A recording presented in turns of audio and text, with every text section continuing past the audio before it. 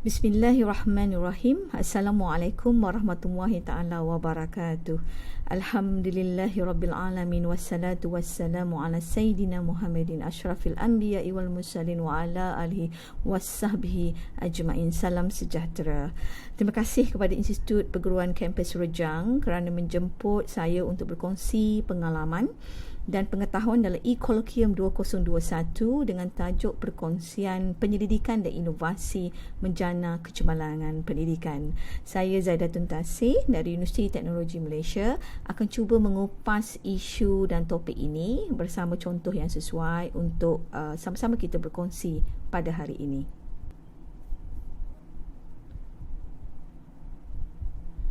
Perkongsian saya pada hari ini akan terbahagi kepada 5 bahagian yang utama.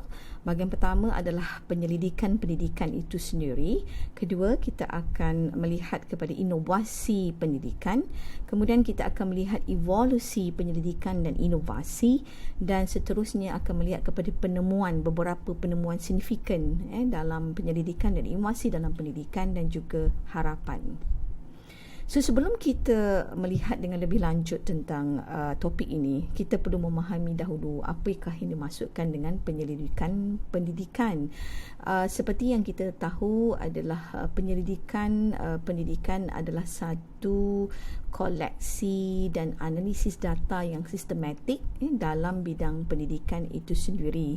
Dan ianya melibatkan pelbagai kaedah dan pelbagai aspek dalam pendidikan, dan apa yang kita lihat adalah kita akan melihat kepada pembelajaran pelajar itu dan pengajaran, kaedah-kaedah pengajaran, latihan perguruan dan juga melihat kepada pengurusan bilik darjah yang dinamik. Jadi ini kita dapat lihat bahawa bila kita melaksanakan penyelidikan pendidikan, ia akan melibatkan beberapa data yang kita kumpul secara sistematik dan kita akan analisa data-data ini supaya dia menjadi maklumat yang bermakna untuk kita laksanakan dan mentransformasi pendidikan itu sendiri. Jadi mengapakah agaknya penyelidikan pendidikan ini penting? So kalau kita lihat sebenarnya dengan melaksanakan penyelidikan dalam bidang pendidikan, kita akan dapat membantu guru-guru dan pendidik untuk sebenarnya memahami apakah sebenarnya proses pendidikan itu sendiri, dan ianya juga membantu dari aspek untuk kita membuat keputusan berasaskan data. Banyak pada ketika ini kita perlu membuat sesuatu keputusan dalam bidang pendidikan berasaskan data yang sedia ada. Bila saya bercakap mengenai berasaskan data, kita kena melihat kepada keadaan semasa, apakah keadaan yang berlaku di sekolah masing-masing, dan daripada data-data yang kita kumpulkan, kita akan analisa, akan menjadi satu maklumat atau informasi yang bermakna untuk memberitahu kepada kita apakah yang perlu kita laksanakan.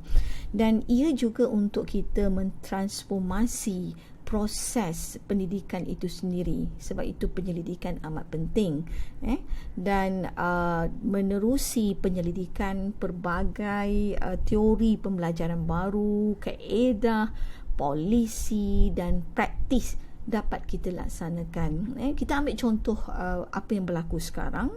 Negara kita menghadapi cabaran COVID-19. Jadi untuk kita melaksanakan sesuatu pendekatan dalam pengajaran, kita perlu mengumpul terlebih dulu data sedia ada di sekolah masing-masing, dan kita menganalisa dan kita melihat apakah keputusan tepat yang patut kita laksanakan berasaskan keadaan institusi masing-masing. Dan itu merupakan satu penyelidikan yang kita laksanakan secara dan secara ringkasnya. Penyelidikan pendidikan juga penting kerana dia akan dapat membantu untuk memperbaiki pembelajaran pelajar, memperbaiki penguasaan pengetahuan dan kemahiran dan kefahaman kita terhadap pembelajaran itu sendiri.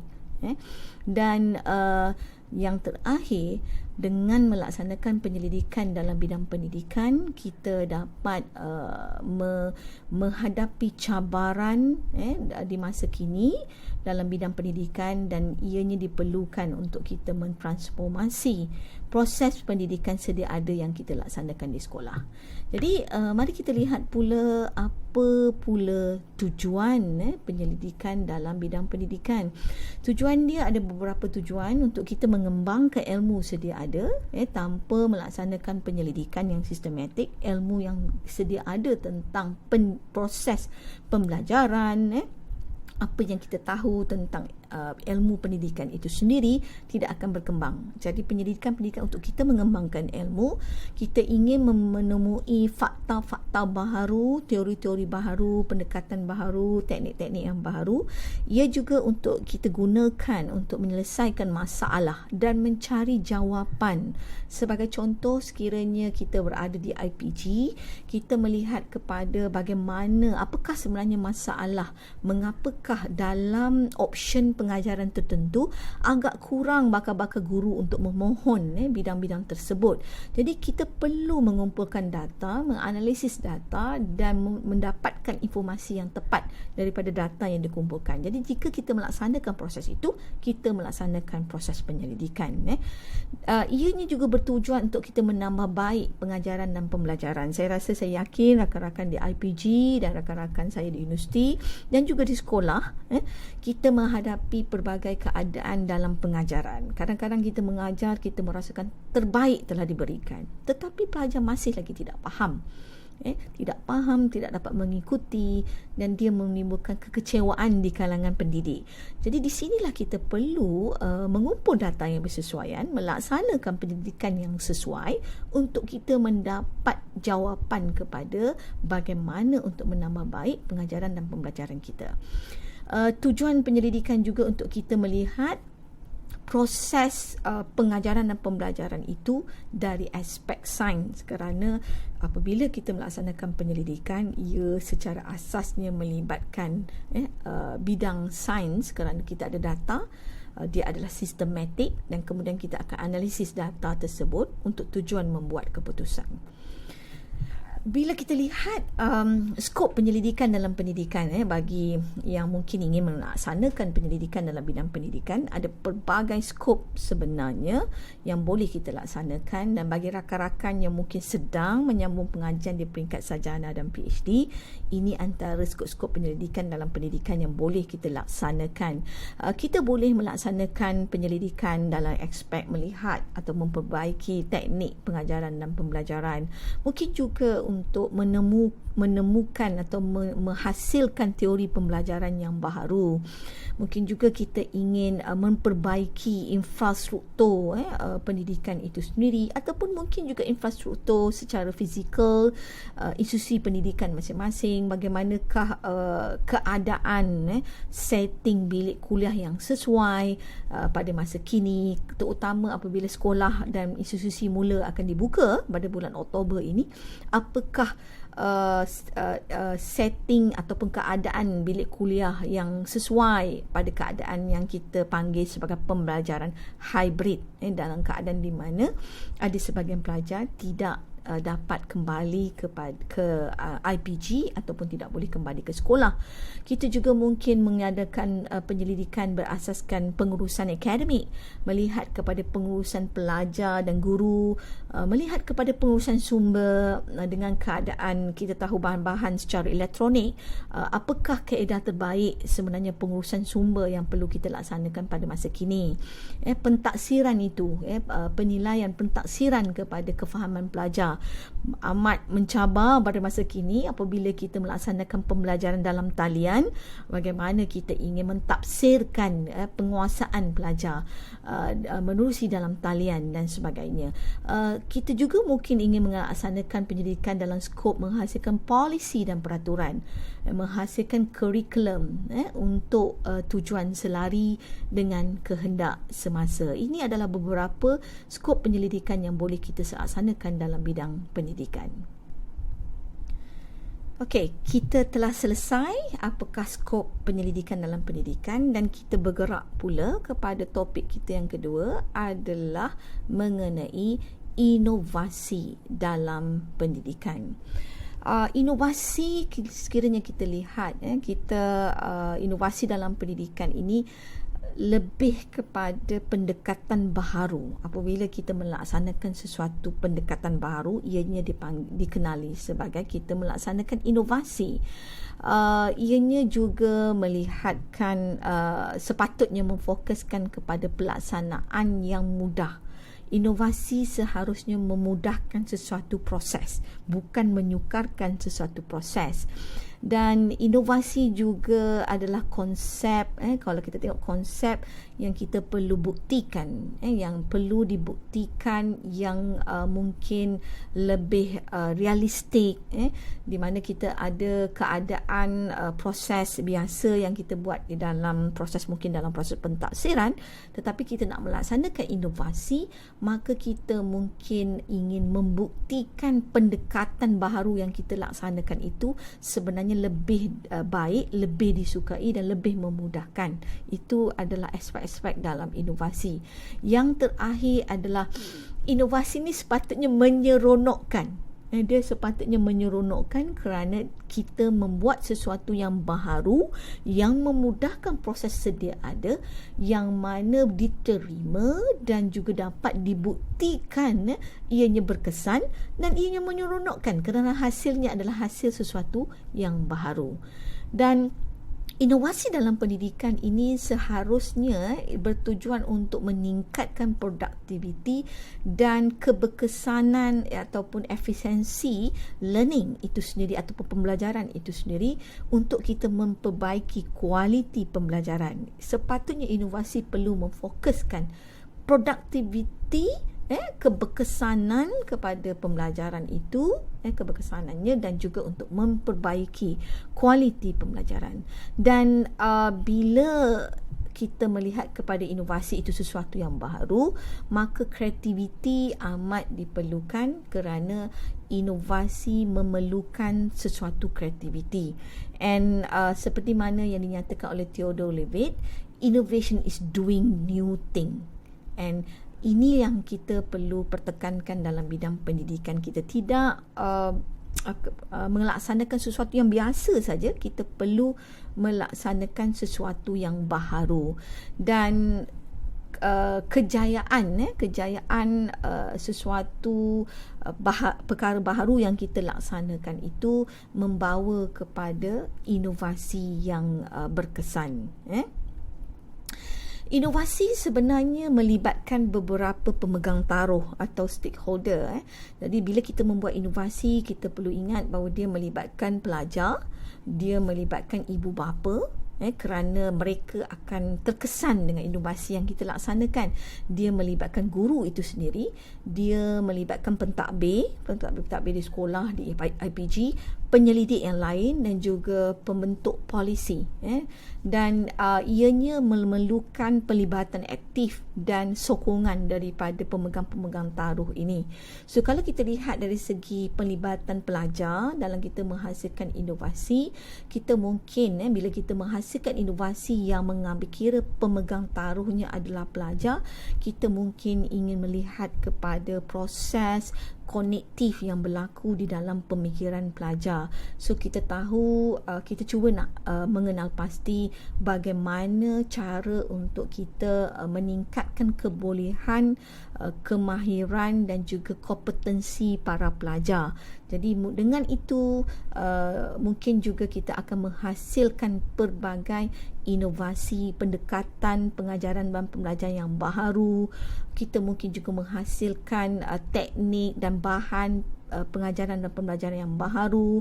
Jadi inilah inovasi-inovasi yang kita laksanakan apabila kita mengambil kira kepentingan pelajar dalam menghasilkan sesuatu inovasi. Contoh pula sekiranya kita mengambil kira guru sebagai pemegang taruh dalam menghasilkan inovasi, kita tahu guru tidak boleh lari dalam proses pengajaran itu sendiri. Jadi mungkin kita boleh menghasilkan inovasi yang cuba meningkatkan kemahiran guru itu sendiri dalam menguasai pelbagai kemahiran. Sebagai contoh, dalam keadaan kita COVID-19 ini, PDPR berlangsung di mana pelajar tidak boleh hadir ke sekolah. Maka dengan ini, apakah inovasi yang boleh kita bantu untuk memudahkan guru-guru melaksanakan PDPR di rumah masing-masing?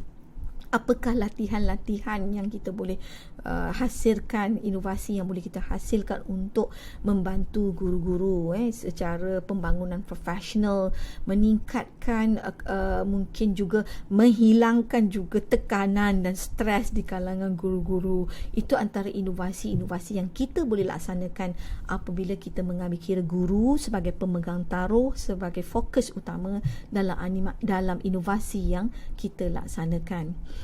Okey, kesan inovasi dalam pendidikan boleh dilihat dalam dua aspek.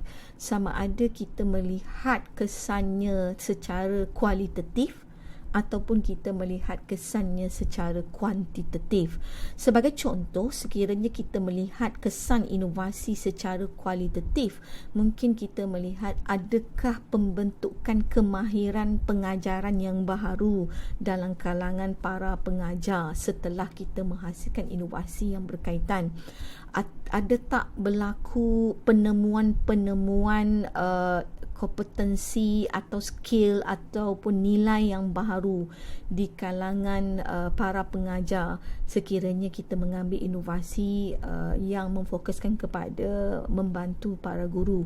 Bagi membantu para pelajar, mungkin juga kita melihat secara kualitatif ada tak berlaku perubahan sikap pelajar daripada yang sentiasa mungkin tidak berminat untuk belajar tetapi jadi berminat untuk belajar. Itu adalah kesan inovasi secara kualitatif. Kesan inovasi secara kuantitatif boleh dilihat kepada beberapa parameter ataupun ujian-ujian yang kita laksanakan. Sebagai contoh, dengan inovasi yang kita laksanakan, berlaku atau tidak peningkatan pencapaian pelajar daripada mungkin mendapat markah yang rendah meningkat kepada markah yang tinggi.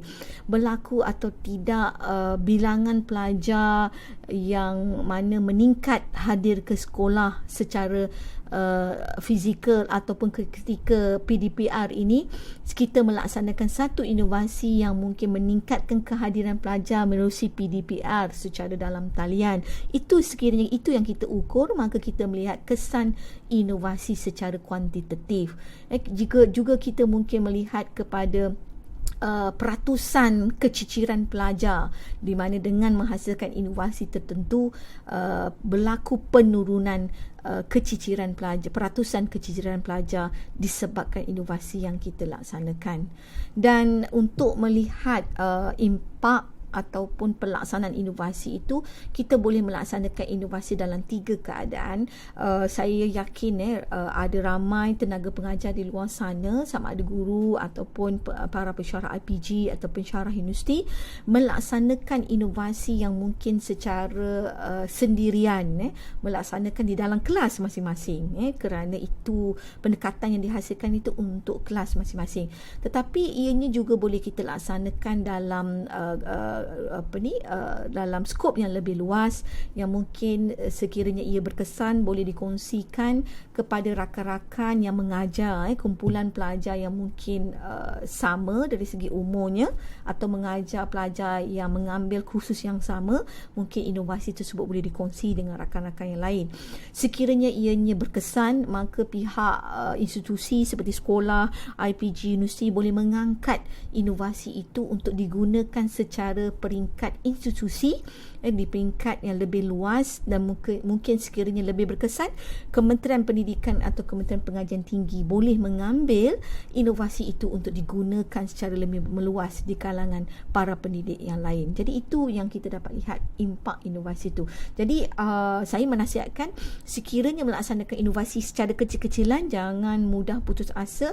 Laksanakan tersebut inovasi itu di dalam kelas kita. Bila kita berkesan, maka berkongsi untuk rakan-rakan yang lain, dan mungkin juga boleh berkongsi dengan IPG yang lain.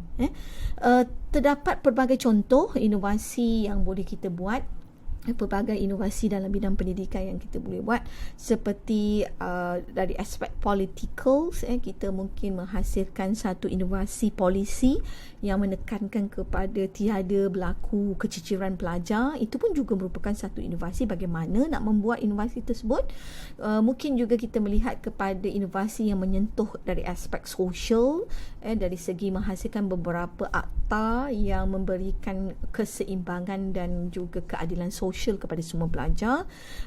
Inovasi seperti berbentuk falsafah, seperti penghasilan konstruktivism, objektivism, itu dah dari aspek falsafah yang mengambil kira dari segi budaya, seperti pembelajaran dalam seperti yang melibatkan morals, kepelbagaian budaya, itu juga boleh kita melihat kepada beberapa contoh inovasi yang telah dilaksanakan. Yang inovasi-inovasi dalam bentuk pedagogi yang melibatkan kompetensi based education, STEM, kurikulum dalam STEM. Inovasi, berbagai contoh lain seperti inovasi yang berkaitan dengan sains, teknologi, English, matematik dalam bidang tertentu, dan juga inovasi sebagai contoh inovasi yang melibatkan psychological seperti terhasilnya cognitive science, multiple intelligences, teori kepelbagaian kecerdasan, teori Maslow, dan sebagainya, gaya pembelajaran. Itu semua adalah contoh-contoh inovasi yang telah terhasil daripada penyelidikan dan juga usaha para pakar yang ada dalam bidang pendidikan. Dan juga kita boleh beberapa contoh lain dalam bidang teknologi itu sendiri, penghasilan bahan pembelajaran berasaskan komputer, bahan pembelajaran berasaskan rangkaian, pembelajaran dalam talian. Itu adalah contoh-contoh inovasi yang kalau kita lihat dapat memberi impak yang besar dalam bidang pendidikan. Dari aspek teknologi pula, ada 6 inovasi teknologi dalam pendidikan yang memberi kesan pada masa kini dalam dunia pendidikan. Yang pertama adalah virtual reality, kedua artificial intelligence dan juga machine learning, cloud computing yang banyak digunakan dalam pendidikan, penggunaan media sosial dan penggunaan biometrics, modalities, dan juga 3D printing, pencetakan 3 dimensi. Keenam-enam ini merupakan inovasi teknologi dalam bidang pendidikan yang utama selari dengan perkembangan industri 4.0. Jadi kita lihat sebenarnya kalau kita lihat juga dari aspek bidang pengajian tinggi, kalau kita tengok Kementerian Pengajian Malaysia, saya rasa ini termasuk juga IPG yang melatih para guru untuk program diploma dan ijazah pertama. Kalau kita lihat dari aspek pendidikan di Malaysia kita telah memperkenalkan landscape pendidikan 4.0 yang mengambil kira pelajar bukan sahaja sebagai pelajar tetapi sebagai pembina atau penghasil ilmu, seseorang yang akan berhubung dengan orang lain untuk belajar, dan pelajar juga adalah seorang yang perlu membentuk kefahaman sendiri dalam pembelajaran. Dan pelbagai inovasi yang telah dihasilkan oleh Kementerian Pengajian Tinggi dalam memperbaiki dan cuba menonjolkan kecemerlangan pendidikan kita, seperti program 2U2I. 2U2I adalah program di mana 2 tahun berada di universiti dan 2 tahun berada di industri. CEO fakulti program di mana tenaga-tenaga pengajar di universiti dan mungkin juga di institusi pengajian yang lain terlibat secara program sangkutan di industri. Penghasilan MOOCs yang kita tahu bahan-bahan pembelajaran secara online, MOOCs Malaysia, gap years, itu adalah perkembangan kurikulum, inovasi dalam bentuk kurikulum di dalam pendidikan tinggi. Appel yang mengambil kira kemasukan pelajar berdasarkan pengalaman, dan juga kita ada sebenarnya yang kita panggil sebagai struktur landscape ataupun Education 4.0 di Malaysia yang menekankan kepada kurikulum yang fleksibel, organik dan mudah lentur untuk digunakan di dalam bidang pengajian tinggi. So ini adalah beberapa contoh inovasi yang saya rasa jelas kita lihat perkembangannya di Malaysia yang memberi kesan kepada pendidikan tinggi di Malaysia. Okey, kita lihat pula kepada evolusi pembelajaran ataupun evolusi yang mana kita dapat lihat apa yang berlaku dalam dunia pembelajaran itu hasil daripada penyelidikan dan inovasi. So kalau kita lihat inovasi dan penyelidikan telah menyebabkan evolusi dalam pembelajaran itu sendiri. Kalau dulu zaman saya dululah masa di sekolah, pembelajaran semuanya berlaku di dalam bilik kuliah ataupun bilik darjah. Kemudian perkembangan penyelidikan dan inovasi telah menyebabkan pembelajaran boleh berlaku dalam talian, kita tidak bersemuka. Seterusnya berlaku secara menerusi telefon, secara mobile, dan kemudian boleh berlaku di mana-mana sahaja. Jadi inilah perkembangan yang kita dapat lihat hasil daripada penyelidikan dan inovasi dalam bidang pendidikan. Begitu juga perkembangan di mana kita dapat lihat, kalau kita lihat evolusi sistem pembelajaran itu sendiri telah berkembang amat pesat sekali disebabkan oleh penyelidikan dan juga inovasi. Dapat kita lihat bahawa perubahan teknologi dan inovasi telah merubah bagaimana kita melaksanakan pendidikan dan juga training ataupun latihan kepada para pelajar dan para guru, di mana kalau kita lihat bagaimana sebenarnya kita ingin meningkatkan fokus tumpuan pelajar dalam pembelajaran, dan inovasi dan penyelidikan telah mengubah pelantar kepada sistem bidang pendidikan kita. Dan inovasi yang kita dapat lihat pada masa kini dengan keadaan COVID-19 di mana masyarakat yang terlibat dalam pembelajaran yang kita panggil sebagai komuniti pembelajaran itu sendiri telah berkembang. Kalau dulu di sekolah hanya melibatkan pelajar sahaja, tetapi kerana kesan daripada pandemik COVID-19, kita dapat lihat bahawa ibu bapa terlibat sekali sebagai komuniti pembelajaran. Bukan saja ibu bapa, sekeliling masyarakat juga terlibat, kerana bila pelajar itu berada di rumah mengikuti proses PDPR, maka ibu bapa sendiri terlibat bersama. Kita dapat lihat dalam membimbing para pelajar ketika pembelajaran, dan Majlis Keselamatan Negara juga terlibat kerana memastikan keselamatan para pelajar itu berlaku. Jadi semua ini menumpukan kepada sekolah, yang mana kalau kita lihat dulu suasana sekolah tu hanya melibatkan guru, melibatkan pelajar, tapi sekarang melibatkan pelbagai pihak. Ini juga adalah salah satu daripada evolusi yang berlaku dalam bidang pendidikan itu sendiri. Dan kalau kita lihat dari aspek instructional core, iaitu asas kepada pembelajaran itu sendiri, bukan sahaja melibatkan isi pembelajaran itu guru dan pelajar, tetapi antara guru dengan pelajar sekarang kita ada ibu bapa. Inilah yang kita dapat lihat evolusi yang berlaku, dan antara bahan dan pelajar itu juga ada ibu bapa untuk membantu para pelajar supaya lebih faham dengan keadaan semasa. So ini adalah beberapa perkara evolusi pembelajaran yang berlaku hasil daripada keadaan semasa yang kita lalui.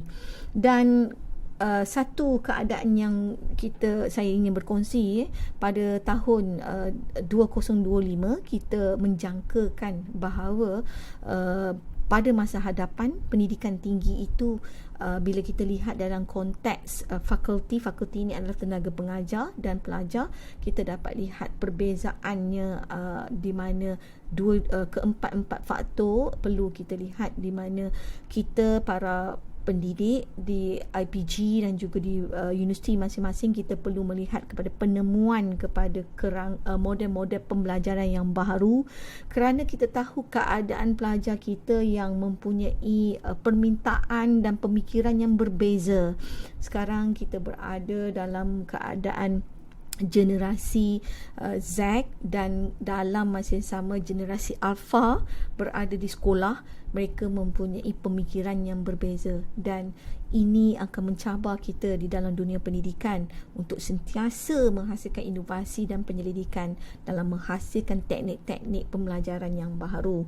Kita juga perlu menguasai kemahiran-kemahiran teknologi, kerana para pelajar mengharapkan hasil-hasil pembelajaran yang lebih bermakna, dan kita juga perlu lebih kreatif dalam mentafsirkan, dalam menilai kemahiran pelajar, dan kita juga perlu menggunakan pendekatan yang multidisciplinary, kerana kita tahu bahawa keadaan pelajar sekarang adalah berbeza dengan keadaan kita dahulu, dan semua ini memerlukan penyelidikan dan inovasi untuk kita bersedia menghadapi cabaran yang bukan saja di masa hadapan, cabaran pada masa kini. Dan disebabkan itu evolusi pembelajaran berlaku kerana kita melihat kepada permintaan bakal-bakal graduan di luar sana. Walaupun mungkin ada rakan-rakan saya yang mendengar melalui YouTube ataupun sesi kolokium ini secara dalam talian, merasakan mungkin anda semua merupakan guru di sekolah, tetapi perlu kita mendidik pelajar itu supaya bersedia untuk diambil bekerja nanti di masa hadapan apabila tamat pengajian di peringkat universiti. Permintaan pasaran industri menyebabkan dua unsur utama, sama ada bakal graduan itu mempunyai pengetahuan yang tinggi atau bakal graduan itu mempunyai kemahiran yang tinggi. Apa yang dapat dilihat adalah kehadiran evolusi 4.0 for industrial revolution telah menyebabkan mana-mana pekerjaan yang mesin boleh laksanakan, maka manusia tidak diperlukan lagi. Di situ kita perlu mendidik para pelajar kita mesti mempunyai pengetahuan yang mana mesin tidak mempunyai pengetahuan tersebut. Dan bila melihat kepada keadaan ini, maka kita perlu melaksanakan inovasi dalam kurikulum pembelajaran. Antara kemahiran utama yang diperlukan di masa akan datang, yang mana mesin, teknologi ataupun mana-mana, kalau di industri itu kita ada mesin yang melaksanakan proses secara automatik, tidak mempunyai kemahiran, kita perlu sebenarnya mendidik, menyuburkan kemahiran-kemahiran seperti kemahiran emosi, emotional intelligence, pemikiran, penyelesaian masalah yang kompleks, creativity, pemikiran yang critical di kalangan para pelajar yang mana kita didik, dan juga kemahiran mengendalikan manusia, dan semua ini adalah kemahiran-kemahiran yang diperlukan. Dan untuk mencapai dan mendidik para pelajar dengan kemahiran-kemahiran ini, maka kita perlu melaksanakan inovasi dalam bidang pendidikan. Dan antara beberapa kemahiran yang mesin tidak dapat menguasai adalah seperti kemahiran seperti empathy, bagaimana nak persuade manusia dan sebagainya. Resilient adalah kita akan gagah untuk bangun setelah kita kecewa. Jadi mempelajari sesuatu, kata orang, agile, fleksibel, itu adalah kemahiran yang perlu kita pupuk di kalangan para pelajar. Mempunyai pemikiran yang positif, attitude, dan benda-benda ini memerlukan teknik PMP yang baru di kalangan pelajar. Adaptability, ini adalah kemahiran-kemahiran yang kita perlu didik di kalangan pelajar. Dan beberapa kemahiran lain kalau kita lihat seperti basic skill seperti active learning, cross functional skill, kemahiran-kemahiran yang merentas bidang, merentas domain, itu antara yang kita perlu laksanakan. Dan di sinilah penyelidikan memainkan peranan penting dan inovasi memainkan peranan penting. Okey, mungkin antara kita merasakan bagaimana rupanya masa hadapan, bagaimana sebenarnya imajinasi kita terhadap pembelajaran di masa hadapan. Kita berada di tahun 2021. Sekarang ni kalau kita lihat, inilah sebenarnya masa hadapan. Sebelum-sebelum ni mungkin inilah bayangan kita tentang masa hadapan. Masa hadapan melibatkan kereta, mungkin berterbangan di angkasa. Kemudian di masa hadapan juga kita merasakan untuk menjadikan pelajar kita bijak, tak perlulah pelajar tu belajar. Mungkin kita hanya perlu memasangkan beberapa alat di otak pelajar kita dan mungkin mereka akan lebih pintar. Sebenarnya benda itu telah ada yang kita panggil sebagai memory boosting brain implants, iaitu dia akan boost up memory, mengikatkan ingatan pelajar. Dan walau bagaimanapun pada masa kini banyak digunakan di kalangan golongan-golongan veteran, golongan-golongan yang mana mengalami masalah hilang ingatan, maka memang betul brain implants telah ada untuk meningkatkan, dan mungkin juga ada di masa depan brain implant boleh digunakan untuk pembelajaran. Dan inilah hasil-hasil inovasi dan juga penyelidikan yang diadakan. Dan di sekolah kalau kita lihat, kalau inovasi dengan ada the Internet of Things, IoT, dia dipasangkan di sekolah-sekolah, maka kita dapat lihat bila pelajar itu masuk saja di pintu gerbang sekolah, tidak perlulah mereka nak scan kehadiran dan sebagainya. Sepatutnya sekiranya sekolah dirangkaikan dengan beberapa peralatan yang berasaskan kepada teknologi the Internet of Things, maka kita dah tahu dah keadaan pelajar masuk ke pintu gerbang itu berada dalam keadaan cukup tidur, tak cukup tidur, dan kita boleh ambil data itu dan salurkan kepada guru yang mungkin mengajar pada kelas pukul 7.30 pagi. Bagaimana untuk menarik perhatian pelajar. Itulah sebenarnya future learning yang patut kita pertekankan. Tetapi buat masa ini kita tahu banyak kekangan-kekangan yang berlaku, di mana kekangan-kekangan infrastruktur. Ketika berlaku pembelajaran dalam talian pun baru kita sedar bahawa talian internet keseluruhan di Malaysia bukanlah sepantas mana. Kalau kita tengok ada sebahagian yang berada di kawasan luar bandar yang terjejas dengan mana bila kita melaksanakan pembelajaran dalam talian. Okay, antara beberapa perkara lagi yang pembelajaran akan datang, yang mana dia akan melibatkan dari aspek pembelajaran berasaskan personals, dari aspek dari secara fizikal akan bergerak ke secara digital. Ini semua hasil daripada inovasi dalam bidang pendidikan. Ianya juga daripada aspek pembelajaran secara formal kepada pembelajaran berasaskan menyeronokkan dalam permainan, kerana kita dapat lihat pelajar lebih selesa bila belajar dalam keadaan berada dalam permainan. Jadi inilah semua pendidikan yang boleh kita buat supaya dalam aspek pembelajaran berasaskan permainannya tidaklah melebihi daripada pembelajaran. Jadi ini semua memerlukan penyelidikan yang perlu kita laksanakan. Dan komuniti sekolah itu sendiri telah berkembang, bukan saja komuniti yang melibatkan guru dan juga pelajar, tetapi melibatkan keseluruhan sekeliling pelajar. Dan ini yang kita katakan sebenarnya the future is now. Kalau ada yang bertanya sempatkah kita sampai ke masa hadapan, tetapi apakah berlaku kepada pembelajaran di masa hadapan, sekarang ni apa yang berlaku, inilah sebenarnya masa hadapan. Dan pelbagai alatan teknologi telah dihasilkan. Kalau kita tahu terlalu banyak alatan teknologi, hasil-hasil inovasi industri, hasil-hasil inovasi para pendidik yang telah dilaksanakan. Dan perkembangan semasa, kalau kita tengok ketika berlaku pandemik COVID-19, beberapa inovasi alatan pembelajaran yang telah terhasil telah meningkat penggunaannya. Kalau dulu aplikasi seperti Zoom tidak digunakan meluas dalam bidang pendidikan, tapi ketika COVID-19 pada tahun 2020, ia telah menjadi aplikasi yang nombor 2 yang paling popular digunakan di seluruh dunia. Dan dari aspek kalau kita lihat bagaimana pelaksanaan pembelajaran dalam talian itu berlaku secara global, kerana alatan-alatan yang kita tunjukkan tadi telah membolehkan pembelajaran dapat dilaksanakan secara dalam talian, dan ini adalah data-data yang dikongsi pada Julai 2020 hasil daripada kesan pandemik, di mana kalau kita lihat pandemik COVID-19 ini membuka ruang penggunaan kepada alatan-alatan inovasi yang berasaskan teknologi untuk menjamin dan memastikan kelestarian kecemerlangan pendidikan itu sendiri. Dan ini membawa juga seperti mana yang saya nyatakan, ruang pembelajaran itu telah berubah, bukan sahaja berlaku di sekolah, tetapi dia juga boleh berlaku di mana-mana sahaja asalkan capaian internet ada. Itu juga merupakan satu inovasi kepada yang saya namakan tadi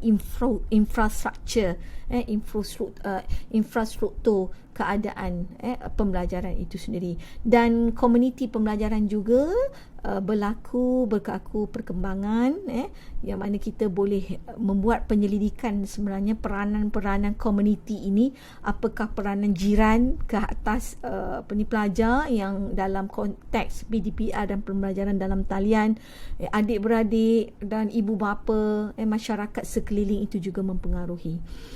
Okay. Antara inovasi lain yang saya ingin berkongsi adalah dari segi biometrics modalities, hasil penyelidikan ahli-ahli penyelidikan dalam bidang teknologi, di mana biometric modality dapat membantu pembelajaran, di mana dia mengambil kira kesan sensus, di mana kalau kita tengok biometric modality ni melibatkan jari, fingerprints, di mana kehadiran pelajar boleh kita ambil berdasarkan fingerprints, scan kepada ekspresi muka, facial scan, scan mata mungkin nampak penat, jadi bila penat kita mungkin bila kita nampak pelajar kita penat, maka kita pun mungkin cuba menghasilkan aktiviti dan permainan untuk menarik perhatian mereka. So inilah peranan-peranan inovasi sebenarnya dalam bidang pendidikan.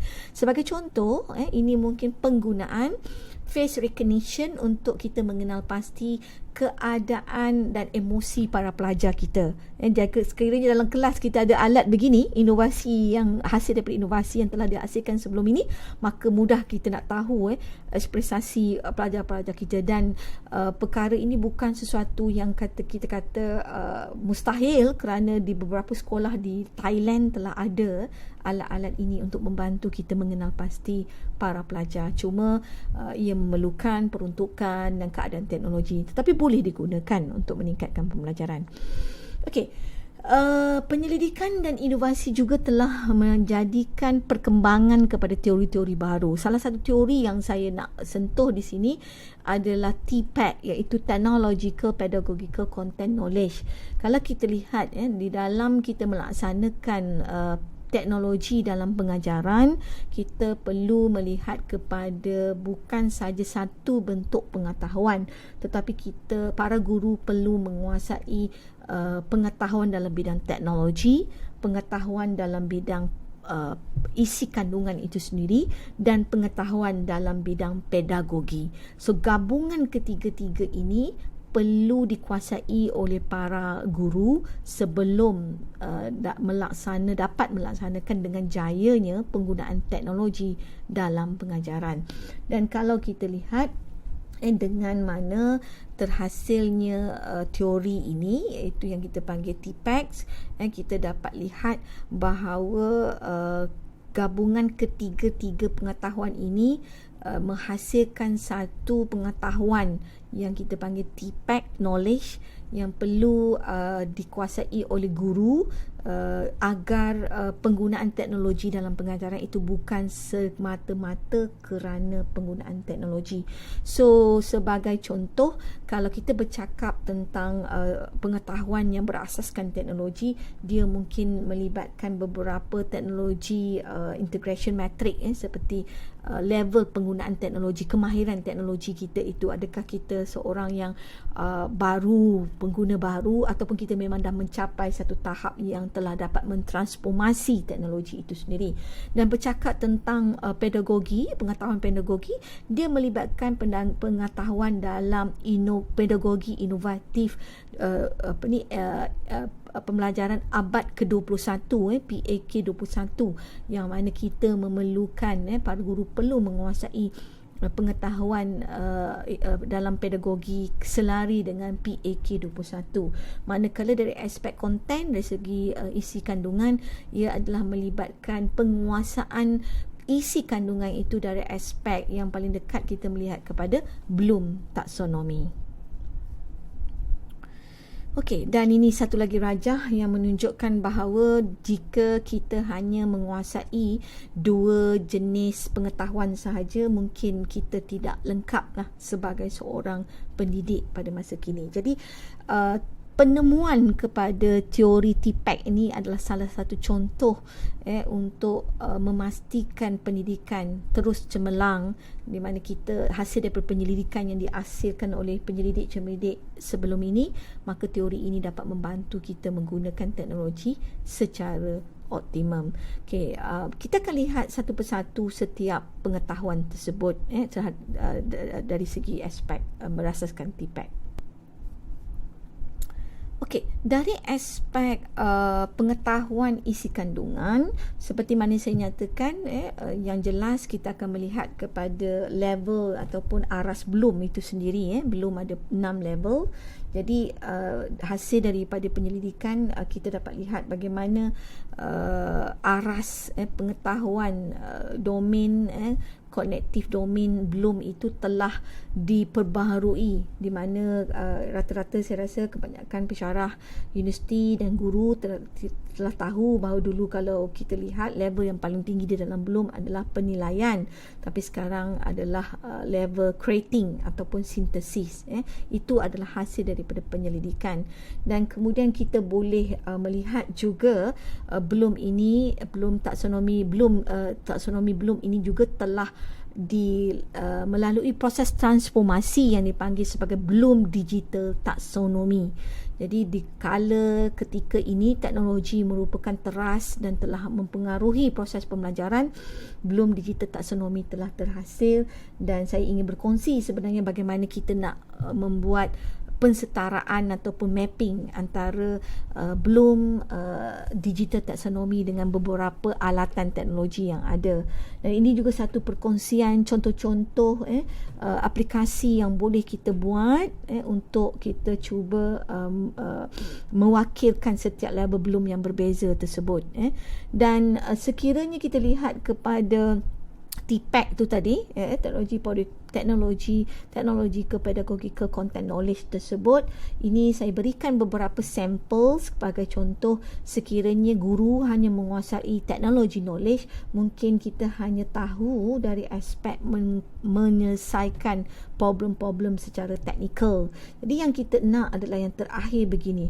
Sekiranya kita ingin melaksanakan TPAC yang merangkumi ketiga domain pengetahuan, iaitu teknologi, pedagogi dan konten atau kandungan, maka kita perlu menghasilkan pembelajaran lesson plan yang sesuai dengan konten ataupun kandungan pembelajaran yang kita kena ajar, dan sesuai dengan teknologi yang boleh digunakan, dan juga menggunakan pendekatan PMP yang sesuai dengan teknologi dan sesuai dengan isi kandungan yang kita ingin sampaikan. Jadi sekiranya kita berjaya membuat begitu, maka kita telah dapat merealisasikan hasil penyelidikan TPAC dalam proses pembelajaran kita, yang bagi menjamin kecemerlangan pendidikan.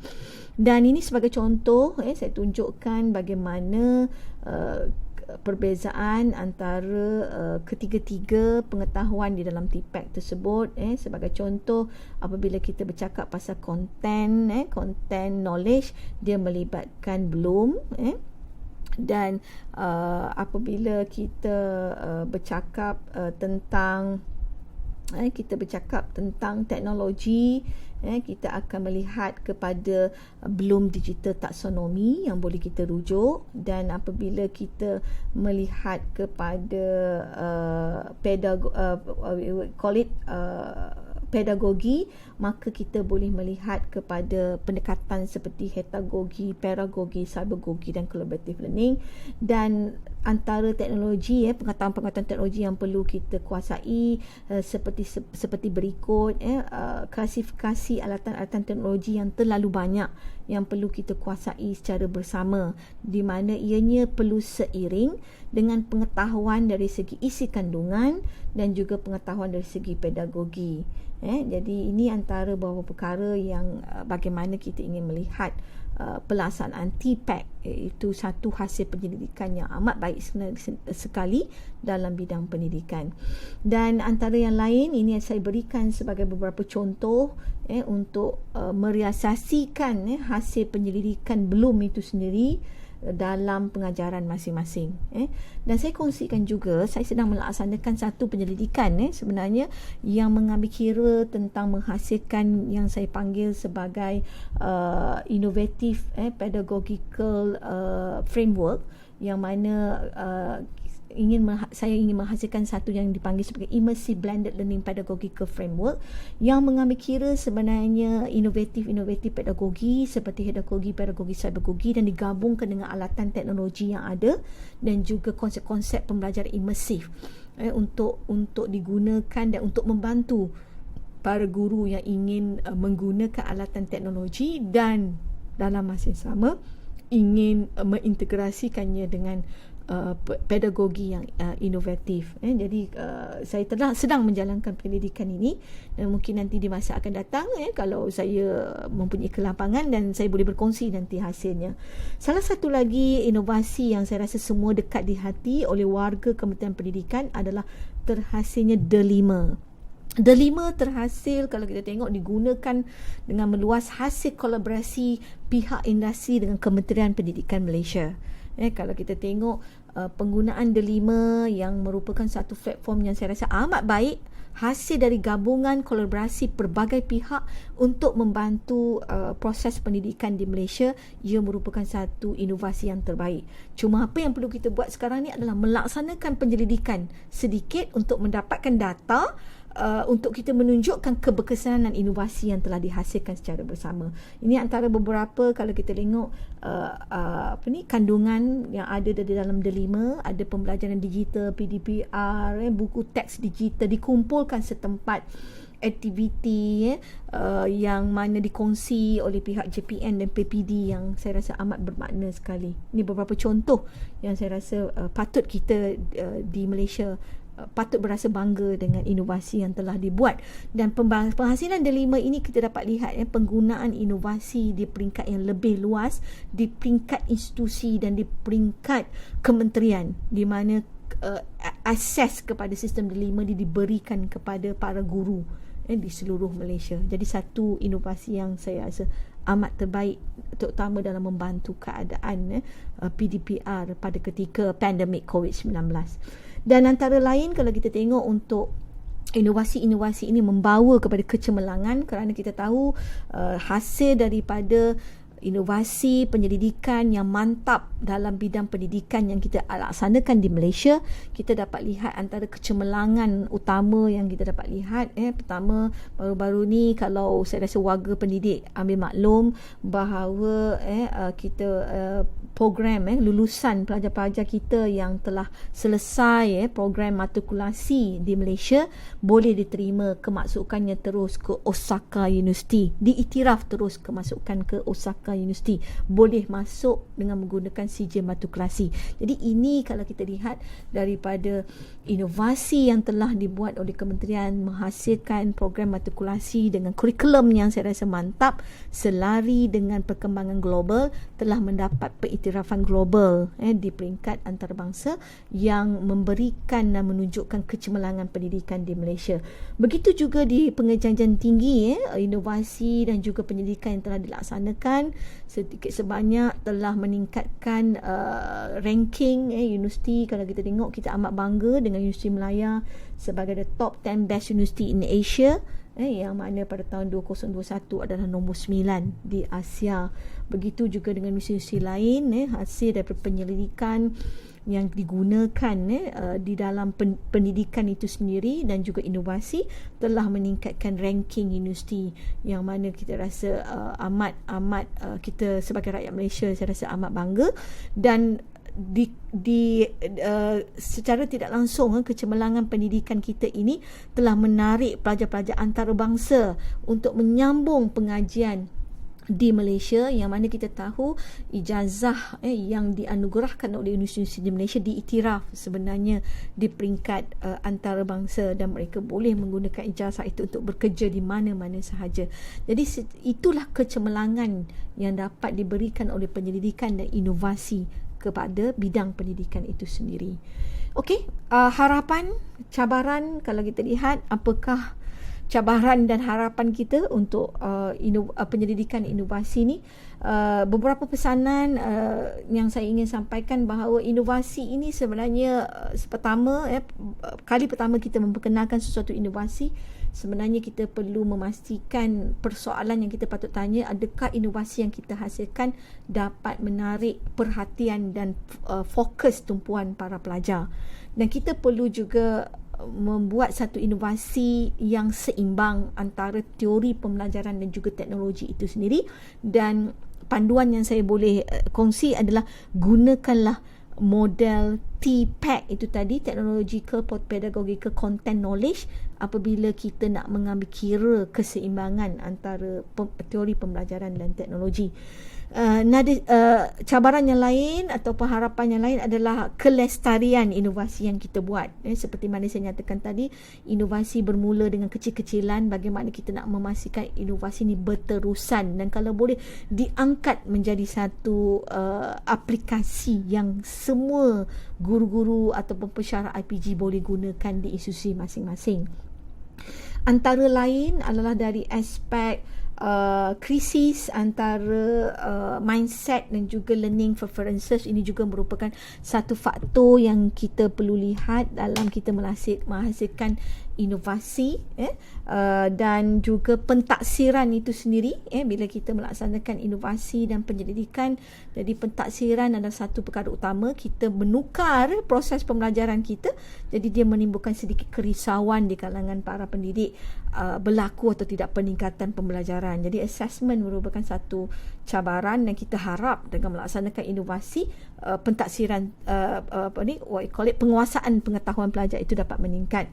Begitu juga cabaran dari segi generasi Z dan Alpha yang mempunyai pemikiran yang berbeza. Jadi ini juga mempengaruhi kelestarian inovasi yang kita laksanakan. Dan lain sebagai merumuskan